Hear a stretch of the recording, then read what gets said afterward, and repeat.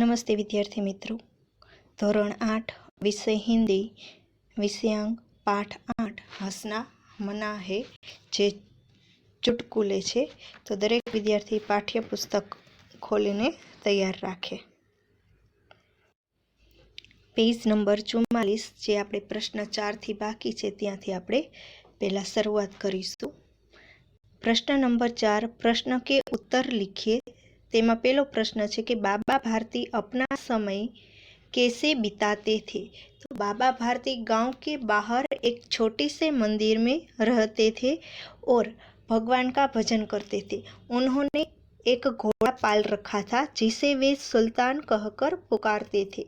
भगवान के भजन से जो समय बचता उसे वे घोड़े की सेवा में लगाते थे। वे अपने हाथ से उसका खरहरा करते और उसे दाना खिलाते। संध्या समय वे सुल्तान पर सवार होकर 8-10 मील का चक्कर काटते थे। इस प्रकार बाबा भारती अपना समय बिताते थे। त्यार पछी प्रश्न बीजो छे, बाबा भारती को किसका डर लगने लगा, क्यों? तो खड़क सिंह बाबा भारती के पास आकर उनके घोड़े सुल्तान को देख गया था। ऐसा बांका घोड़ा उसने आज तक नहीं देखा था। वह उसकी चाल पर मुग्ध हो गया था। जाते जाते वह बाबा भारती से कह गया था कि वह सुल्तान को उनके पास न रहने देगा। वह डाकू था और जो वस्तु उसे पसंद आ जाए उस पर अपना अधिकार समझता था। उसके पास बाहुबल था, इसलिए बाबा भारती को खड़क सिंह का डर लगने लगा। तीजो प्रश्न है, खड़क सिंह ने सुल्तान को कैसे प्राप्त किया। तो एक दिन संध्या समय बाबा भारती सुल्तान पर सवार होकर घूमने निकले। रास्ते में उन्होंने एक अपाहिज की करुणा भरी आवाज सुनी। उसने बाबा से घोड़े पर रामावाल गांव पहुंचाने की प्रार्थना की। बाबा ने तरस खाकर उस अपाहिज को घोड़े पर बिठा लिया और स्वयं लगाम पकड़कर चलने लगे। सहसा उस अपाहिज ने झटका देकर बाबा भारती के हाथ से लगाम छीन ली और वह घोड़े को ले भागा। वह अपाहिज और कोई नहीं, डाकू खड़क सिंह ही था। इस प्रकार खड़क सिंह ने सुल्तान को प्राप्त किया। चौथो प्रश्न है, घोड़े को वापस आया देख कर बाबा भारती ने घोड़े से कैसा बर्ताव किया। तो घोड़े को वापस आया देखकर बाबा भारती के खुशी का ठिकाना न रहा। वे उसके गले से लिपट कर रोने लगे। वे बार बार उसकी पीठ पर हाथ फेरने लगे और उसके मुंह पर थपकियां देने लगे। घोड़े की वापसी पर संतोष प्रकट करते हुए उन्होंने कहा कि अब कोई गरीबों की सहायता से मुंह नहीं मोड़ेगा। इस प्रकार घोड़े को वापस आया देखकर बाबा भारती ने उससे वही बर्ताव किया जो एक पिता बहुत दिन से बिछड़े हुए पुत्र के मिलने पर करता है। प्रश्न नंबर 5 टिप्पणी लिखिए बाबा भारती की महानता। बाबा भारती एक सदाचारी संत थे। उनका हृदय विशाल था और उनके विचार ऊंचे थे। उनके हृदय में दीन दुखियों के प्रति अपार करुणा थी। दीन दुखियों की सेवा करना वे अपना कर्तव्य समझते थे। उन्हें अपनी हानि की अपेक्षा गरीबों और दीन दुखियों की हानि की अधिक चिंता थी। इसलिए उन्होंने खड़क सिंह से घोड़े को छलपूर्वक लेने की बात किसी के सामने प्रकट न करने की प्रार्थना की। बाबा भारती के ऊंचे विचारों ने खड़क सिंह जैसे कुख्यात डाकू का हृदय परिवर्तन कर दिया। अपनी हार को भी जीत में बदल लेने वाले बाबा भारती सचमुच एक ऊंचे दर्जे के इंसान थे। प्रश्न नंबर 6 दिए गए शब्दों के अर्थ से शब्द पहेली पूर्ण कीजिए। અહીં સમાનાર્થી શબ્દ લખવાના। અહીં જે આપેલું છે અહીં કે ખડા એટલે આ ઊભી લીટી અને આડા એટલે અહીં પેલો શબ્દ આપેલો છે અ। તો પહેલાં આપણે આડો શબ્દ છે એ લખશું। બેચેન, બેચેનનો અર્થ થશે અધીર। તો અહીં તમારે ધી અને ર લખવાના છે, એટલે આખો શબ્દ થઈ જશે અધીર. હવે આપણે આ જોશી ઈચ્છા. ઈચ્છાનો સમાનાર્થી એમાં પેલું અક્ષર આપી દીધો છે, વર્ણ અ થી ચાલુ થશે. તો ઈચ્છાને બીજા વર્ણમાં શું કહેવાય, બીજા શબ્દમાં તો અભિલાષા. તો અહીં અ તો આપેલો જ છે, એટલે હવે આપણે લખવાનું રહેશે ઊભું લખવાનું, ભીલાસા. એટલે થઈ ગયો આખો શબ્દ અભિલાષા. એટલે આડું થયું અધીર અને ઊભું થયું અભિલાષા. હવે બીજું જોશું. અહીંયા પ્ર આપેલો છે. ઉદ્દેશ્ય, તો ઉદ્દેશ્યને બીજું કહેવાય પ્રયોજન. તો આ શબ્દ આપણે ઊભું લખશું. પ્ર આપેલો છે એટલે યો જ ન, આખો શબ્દ થશે પ્રયોજન. હવે બીજું આડું લખશું બડાઈ. તો અહીં પ્ર તો આપેલું છે, તો બડાઈ 3 અક્ષરમાં પ્રશંસા. પ્ર આપેલો છે એટલે સ અને સા લખવાનું રહેશે. એક ખાનામાં એક વર્ણ લખવાનો છે, પ્રશંસા. ત્યાર પછી ત્રીજું અચાનક. તો સ આપેલો છે, તો અચાનક બીજા 3 અક્ષરમાં તો સહસા. ઊભું લખવાનું, એક ખાનામાં એક વર્ણ લખવાનું, અચાનક તો સહસા. હવે આડું જોઈ સત્ય, તો સ અને ચ સચ. અહીં થયું સહસા અને અહીં સચ. ચોથું દયા. ઊભું લખવાનું, ક આપેલું છે તો કરુણા, રૂ અને હણા આ રીતે લખવાના છે. કરુણા, એક ખાનામાં એક વર્ણ લખવાનો, એટલે શબ્દ થશે કરુણા.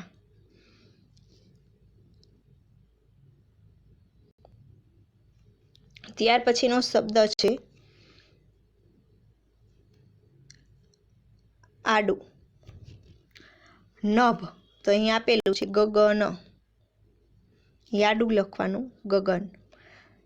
નફરત, તો તમારે અહીં શબ્દ લખો કરુણા, તો અહીં શબ્દ આવી ગયો નફરત તો ધૃણા, એટલે હણા લખવાની જરૂર નથી. કરુણામાં હણા છે એ જ અહીં આવી ગયો.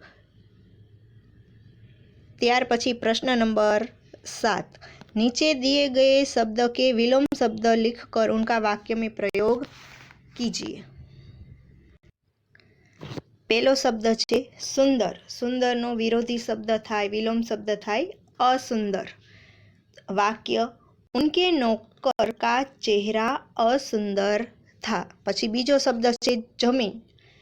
તો જમીનનો વિરોધી આસમાન. नीला आसमान देखकर यात्री खुश हो गए. ત્રીજો શબ્દ છે સંધ્યા. સંધ્યાનો વિરોધી ઉષા. તો ઉષા કી લાલીમાં દર્શનીય હે. સંધ્યા સાંજ ને ઉષા સવાર. ચોથો શબ્દ છે ગરીબ. તો એનો વિરોધી થશે અમીર. વહ જમીદાર બહુત અમીર થા. વિશ્વાસ નો विरोधी अविश्वास के सेठानी को नौकर पर अविश्वास था. ત્યાર પછી છે કે दिए गए शब्दों में उचित उपसर्ग जोड़कर नए शब्द बनाइए.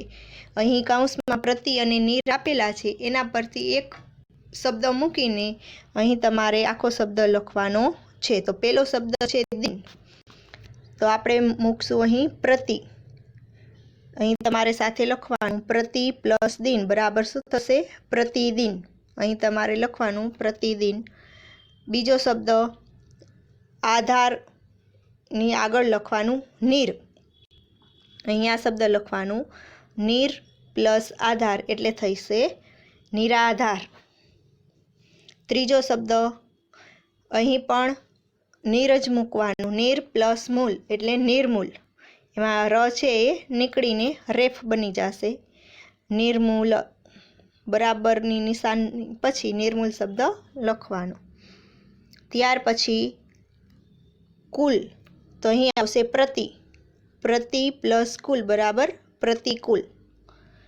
ત્યાર પછી જલ, તો અહીં આવશે નીર, નીર પ્લસ જલ એટલે નિર્જલ, જ ઉપર રેફ આવશે, ર છે એ નીકળી જશે, નિર્જલ।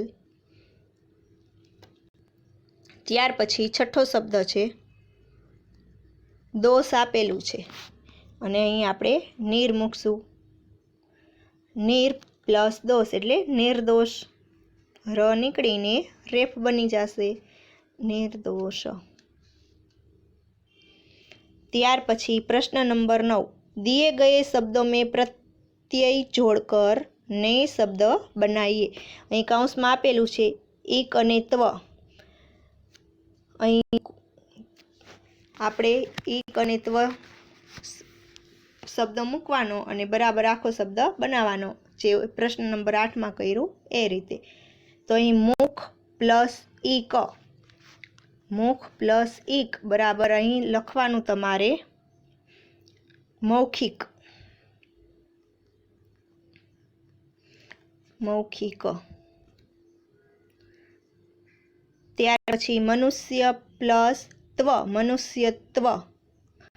ત્રીજું ભૂત ઈક, તો ભૌતિક, ઈકનું આ રીતે થઈ જશે, કાનો માત્ર થઈ જશે, ભૌતિક।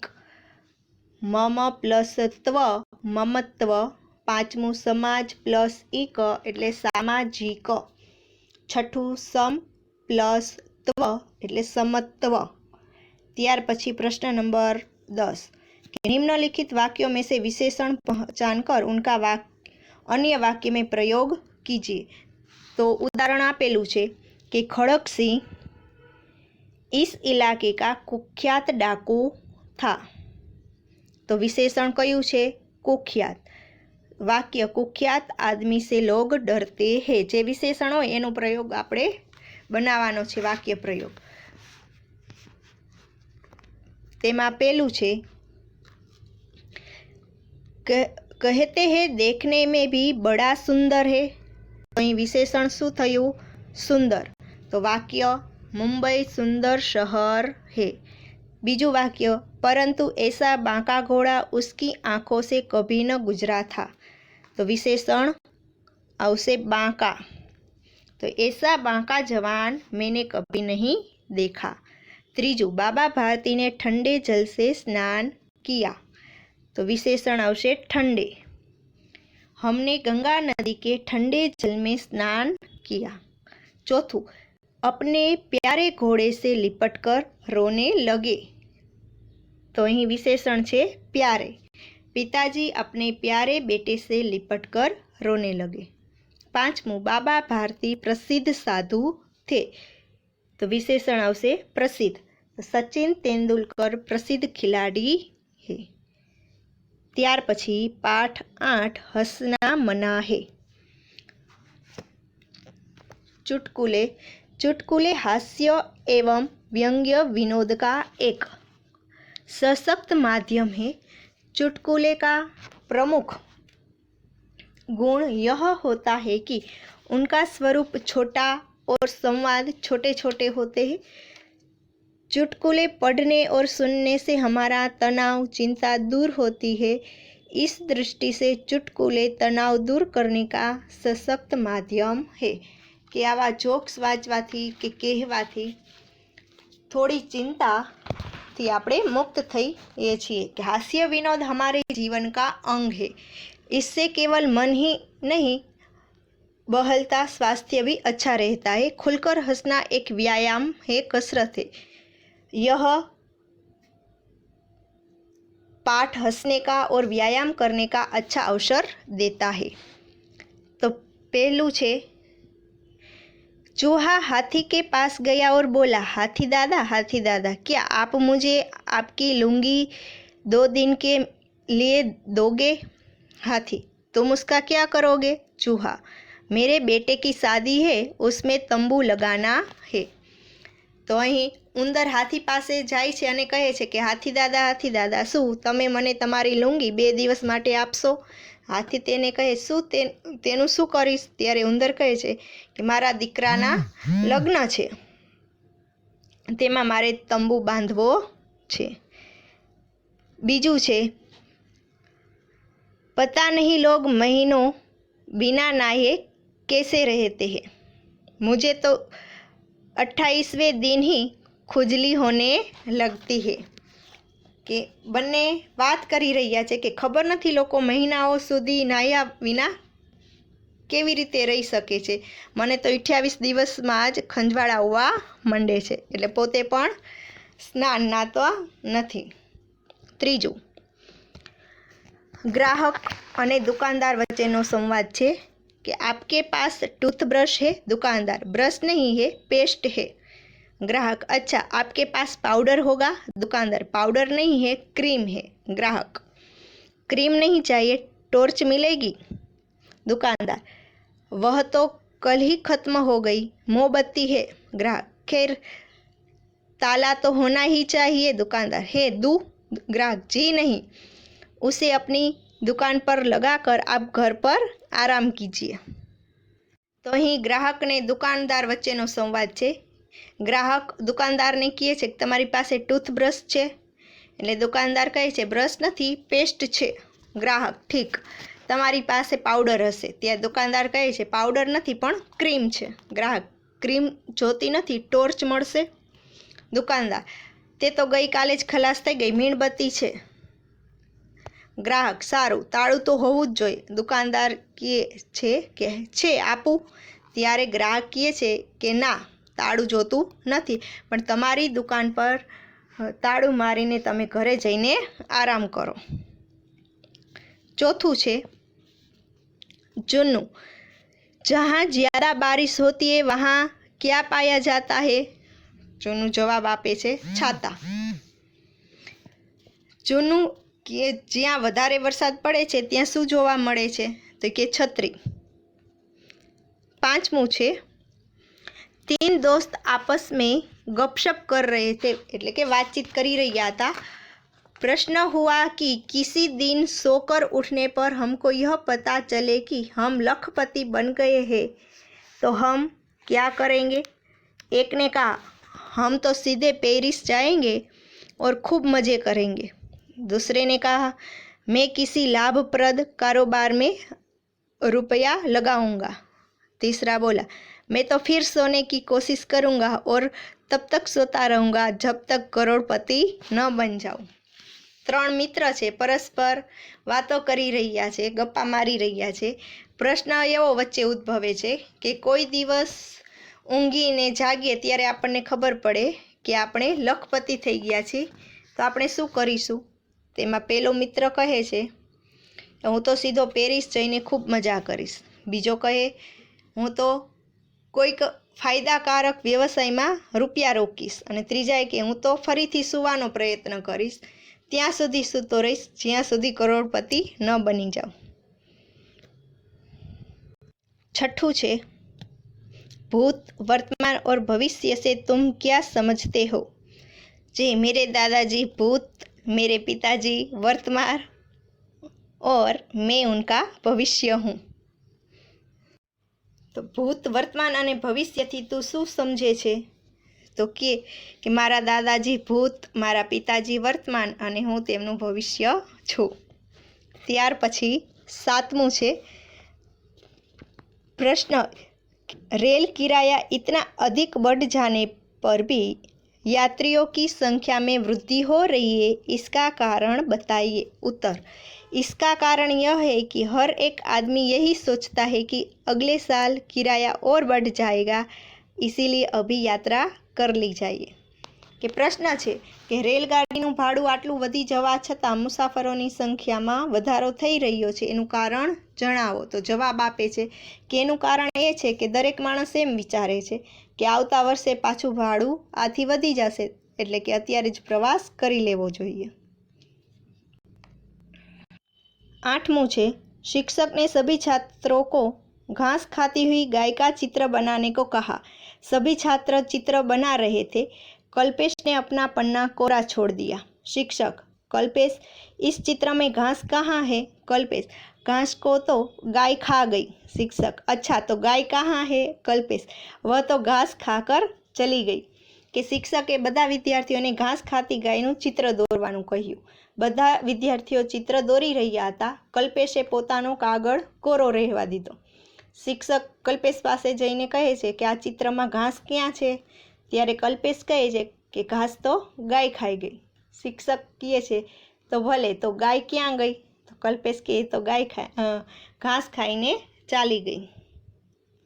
9મું છે જૂનું. मम्मी से ज़्यादा मुझे पापा का चाटा पसंद है। क्यों? क्योंकि पापा प्रति चाटा 5 रुपये देते हैं। जूनू કહે છે કે મમ્મી કરતાં મને પપ્પાનો તમાચો વધુ ગમે છે, કારણ કે પપ્પા દરેક તમાચા દીઠ 5 રૂપિયા આપે છે એટલે. ત્યાર પછી જે સ્વાધ્યાય છે એ હવે આપણે આવતા વિડીયોમાં જોશું. અસ્તુ. જય હિન્દ. વંદે માતરમ.